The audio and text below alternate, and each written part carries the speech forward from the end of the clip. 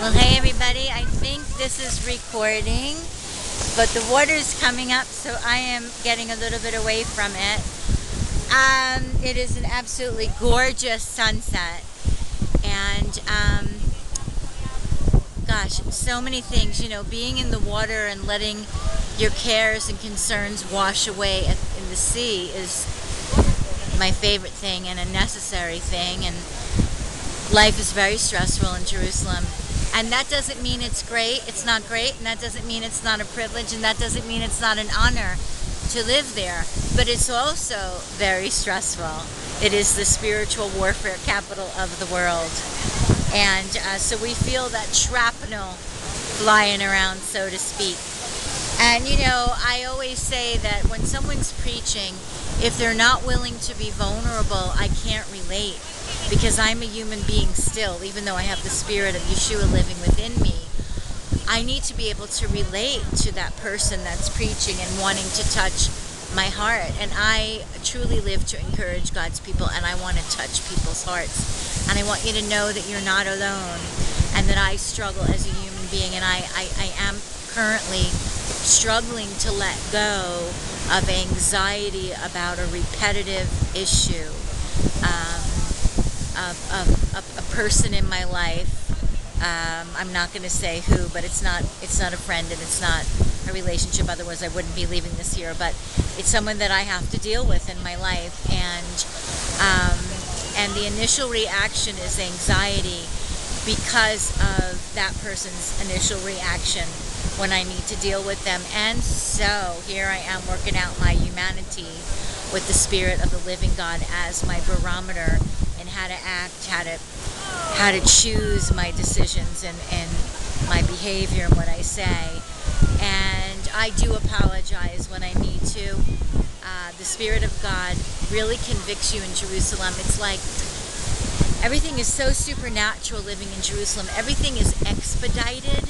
It's not normal. The speed at which we grow as believers is supernatural if we're yielded to God, to Messiah Yeshua, and to the Father. Growth is absolutely supernatural. And I'm looking around because there's someone staring at me and it's throwing me off, so I'm just trying to keep my focus on what I'm saying. And so God shows us our sin, all of it, and it's hard. But it's awesome at the same time, and it's because of where I live. Things happen at an exponential speed. All the dogs are very excited to see each other. You can hear them all barking. Anyway, it's a beautiful sunset. It is my first day of my retreat. I'm sure I'll be feeling more relaxed in a couple of days, but you're not alone, and don't let anybody tell you that because you're a believer, you shouldn't be struggling with X, Y, or Z, because for sure you won't be talking to that person again, because they've let you know that they're not emotionally available to hear your heart. And you see, when we're available to hear someone's heart, we can help them move through it so much faster. Give the gift of listening today. Don't tell people how to speak, unless they're speaking in a way that's so negative that it's actually a stumbling block from you hearing them. Otherwise, let them talk. Let them get it off their chest,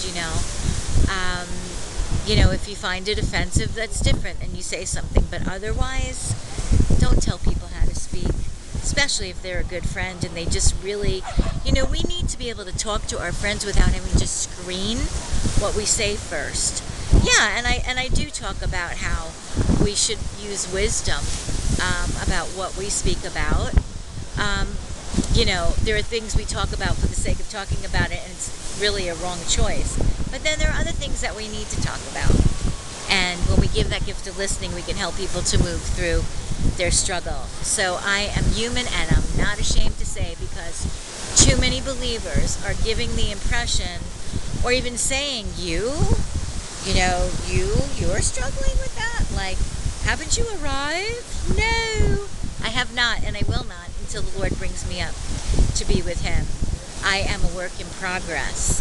And so let's be a kind of person that's trustworthy, that people can open their hearts to. God wants us to get healed, but we're certainly not here to live a self-indulgent life. Yes, we come away on retreats, we do good things for ourselves to restore ourselves so that we can go back to our lives and continue to give and to love. Because I was thinking today while I was in the sea, the gift of creativity, that's from the Lord. And so when God fills us up, we need to pour out that which He filled into other people's lives. It's just the way it's meant to be. So God bless you from the north of Israel, the Mediterranean Sea. Shalom and lehitraot.